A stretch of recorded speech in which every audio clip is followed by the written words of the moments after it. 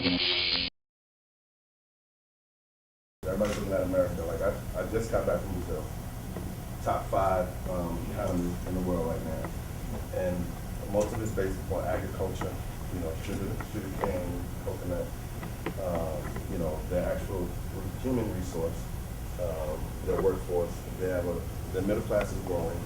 They have a surplus in everything, but they're not considered, you know, to be what America is, in the sense of, you know, we're a superpower, we're all of these different things, and we always hear about, can we compete with Asia, you know, China and Japan in these fields, or if we're competing with, you know, South America in these fields, and in different areas of business that everybody wants to be in. And it's easy to say that I do marketing, but what are you marketing? What is it that, you know, you would like to be a part of? What is it that you want to market? What is it you want to sell? It's easy to say that I do accounting, but what kind of accounting are you doing? You know, the sciences, the computers and things like that, we know that that is evidently going to take over the world at some point because that's what we're being pushed to. So how do we find value in this business structure and in this world that we live in today? You know, I'll tell you a little short story. Tell them what you were doing in Brazil. Okay, in Brazil. That's kind of, you loaded. In Brazil, we were down for the film Fast and Furious 5. So they just finalized the movie. They shot part of the movie in Brazil. The movie is based in Brazil, so we did a whole big press junket. So we took the whole cast, and it's like an Ocean's 11 type cast. It's what like all of your favorites from all of the different series. So you have Ludacris, Tyrese, Vin Diesel, Paul Walker, The Rock, Jordana Brewster, Tego Calderon, Don Omar, and this, you know, whole big aspect. But and the movie's amazing. It comes out April 29th, so I give that. You know, it's really entertaining. It's really good. You know, when you get to that level of series, when you get to number 5, you feel like, but it's really good. The last one made the most money, and it's a very big international brand. So that's why they took it and they focused on shooting internationally, and that's why they launched it internationally, because, you know, they want to. Everything right now is kind of flat. The world is kind of flat. So they wanted to really push it internationally, because that's where the finances come in. So we were down there doing that in Brazil. So I travel a lot, and that was kind of indoctrinated in me when I was young. My mother, she moved around a lot. She loved to travel. We moved around a lot as children. We lived in different places, and so it just became a part of me to want to move, not necessarily always wanting to sit still. You know, geography was another one of my favorite subjects in school. So I would look at the maps and just think about places. And you know, when you see history, you hear about pyramids, you hear about, you know, the Eiffel Towers and all these places. A lot of that stuff isn't real to me unless I see it. Oh yeah. So I just felt like I had to see this stuff, you know, because it could be TV, it could be something that they put on TV and it's not really there. That's just how I think. So geography is another important aspect, and we can get into that later, about business and about your development. When you change, you know, when you change your geographical area and you learn different things, you broaden your scope. So, you know, business scope has to be broadened, because we know that America's going through challenges, and right now money is in Asia, South America, and Africa. That's where it really is. America we consume. That's all we do in America. We consume. We don't really create nothing. But on the flip side of that, what we do create is culture. Yeah. And for us, the young black people, they consume our culture the most. What you consider hip hop culture, or what have you, right? So we have to go back again to the essence of who we are and understand that, and then we can broaden that and sell that to the world, or market that to the world, or add it into the different structures that are being created. Where we are in the world right now, with the way that the businesses have been folding and collapsing and falling, is that the old structure of doing certain things has basically failed, or is failing. So now that they're rebuilding and resetting the structures, we are not able to inject ourselves into these new structures with new ideas and new opportunities. So now, as opposed to just being the gas in the car, we can actually be a part of the motor, you know what I'm saying, and fuel the car, you know what I'm saying, which is way more beneficial to you individually and well collectively as a race and as a culture. If you look at different social groups and different ethnic groups, they basically have strengths. If you look at Asian groups, they're math, sound, and technologically savvy. You look at, if you look at, let's say, Jewish groups, their whole thing is systems. They create systems. If you look at it and say, well, they control Hollywood, they control the music industry, because they set up the systems on which everything goes through. Because if you don't have distribution and you don't have access to get it to people and location, you have nothing. We can have $1 million idea right here. If we can't get it to people, then we can't really exploit it. We can't sell it. But those are the things that are very key and important. So we have to look at ourselves as a group and say, well, what is our value? What is it that we do? To me, this is just my opinion. We're the greatest IP. We're the greatest intellectual property in the world. We come up with all the ideas. We come up with all the cool factors. We come up with all the it now aspects. Doesn't matter what you give us. You give us a suit made by an Italian man, we're gonna flip it to where they want to wear it like the way we wear it. Right?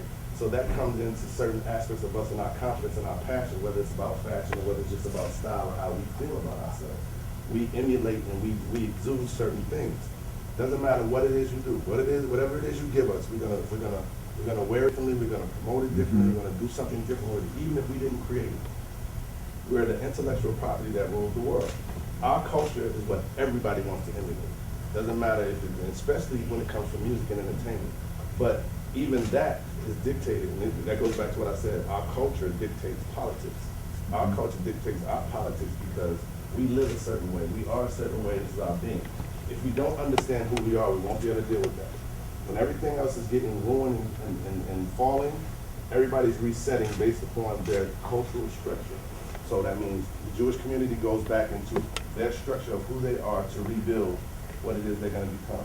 The Asian community, the the Latin community, the African community, and when I say African, I mean in the sense of the continent of the African community, but Africans in America, or African Americans, we don't have that reset button. Part of it is because we run away from our history a little bit. We want to get away from the pain. We don't want to deal with slavery, we don't want to deal with all of the things that we dealt with. That all goes back to this university. These universities were created at times when slavery or black people being educated was not supposed to happen. So again, we gotta, and I don't want to ramble, I'm not start getting into these modes, but we gotta go back and really understand why you're here, what it took for you to get here, and then where you go from here. But I do want to open up some questions, so I'm gonna peel it back a little bit. But again, I want to stick with our culture dictates our politics. I want to use that as a theme here. Understanding who you are again will allow you at any given time in the process of what you're doing. And I was explaining this to Dr. Kimbro. I have a 17-year-old son, and his goal, I asked him, have one of them hard father-son conversations. He's like, I was like, well, what do he's amazingly smart, all types of swag, and all the opportunities in the world. And I'm like, what did you want to do? He's like, I just want to make money. I'm like, okay, well, that's the goal, right? He's like, yeah, that's the goal. And I said, how? He's stuck. He's like, then his easy answer was, I want to do what you do. I was like, okay, cool. You like your father, that's cool. What is it I do? He didn't know. This is my son, 17 years. I mean, he done took meetings with me, everything. He done been around me the whole time. And I'm like, wow, okay. So you don't know what I do. Now that's part of the, my fault. I have to.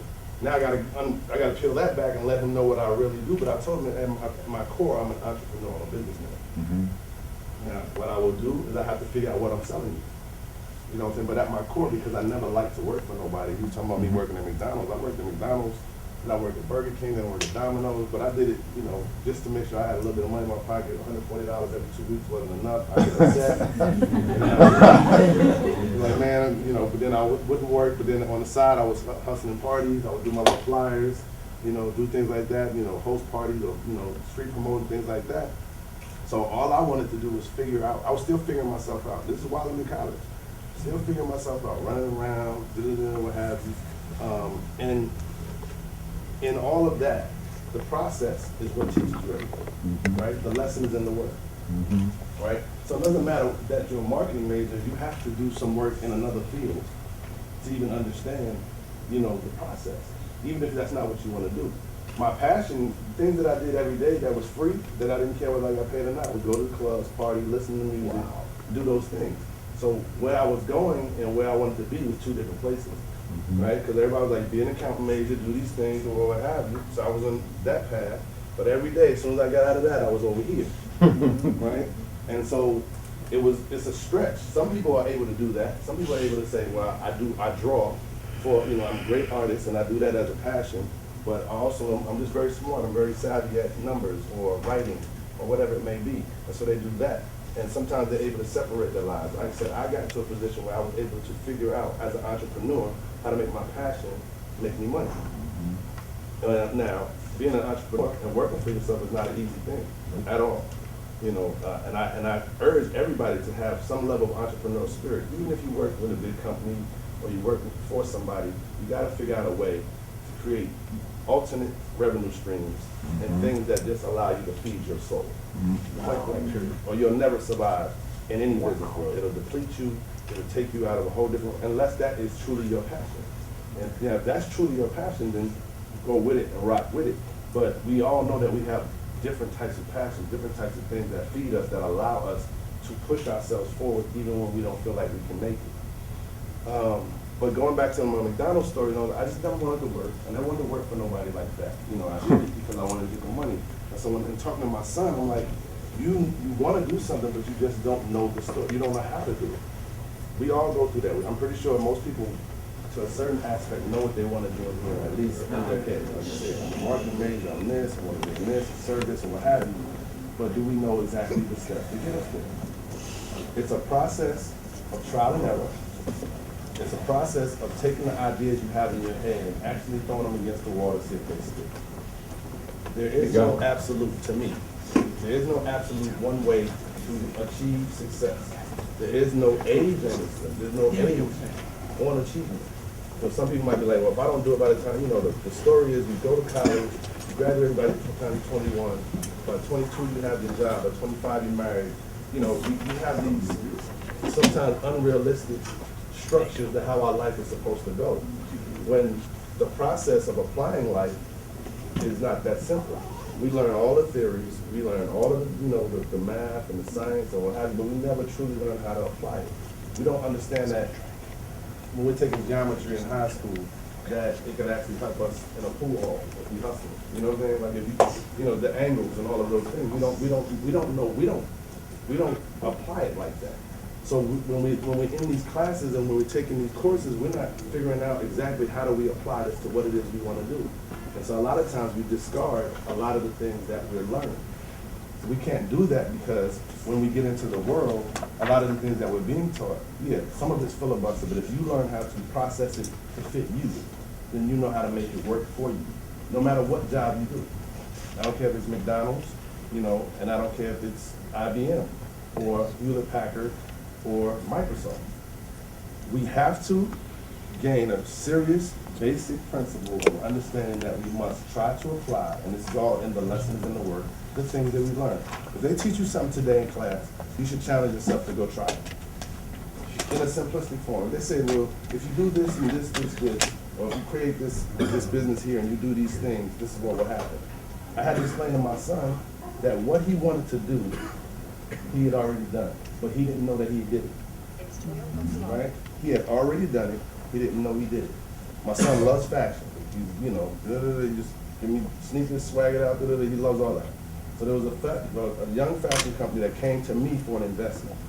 They were like, yo, can you give us some money? And I like the clothing, I love fashion too. So I was like, okay. I said, but you know what? My son likes fashion, can he intern for you? And this was a test to see if my son really wanted to do it, because like, you ain't gonna do it if you're not getting paid, or you still gonna get up, go do the job, put in the effort, do all of those things. So I gave them the opportunity. They said yes, because they were still trying to be in my favor. And they said yes, and I let them do it. So I'm watching my son, and he really gets into it. I'm like, okay. Dad, can I, I'm like, did you do the schoolwork? Cool, you can go do it. So I'm just watching him, and then he starts, taking it to the next level. He's on his Twitter, and he's on his Facebook, and he's taking pictures in the clothes, and he's putting it up, and he's letting everybody know this is the new fashion, this is new look, his new swag, and all of that, boom, boom. I'm like, okay, I watched that move. Then I started watching him take it from there to the next level. He was popping up, at some of my artist videos and saying, hey, can you wear this in the video? And I'm like, you know, I'm not sure if this is the company telling him to do this. Right? But I started realizing this is him. He's doing it. He's like, okay, yo, can you do this? Because he's going back to them saying, look, I got it in the video, and I got these things. Then the ultimate hustle, he just starts selling the stuff. When I'm watching him, he's like, yeah, you know, if you get this hat, you get $10. Then he go over here and sold it for 15, like 5 feet away. So I'm like, okay. So I had to. So when I'm having this conversation, I was like, you know, you want to do these things and you want to make money. I said there's a process to it because the wealth is in the actual process.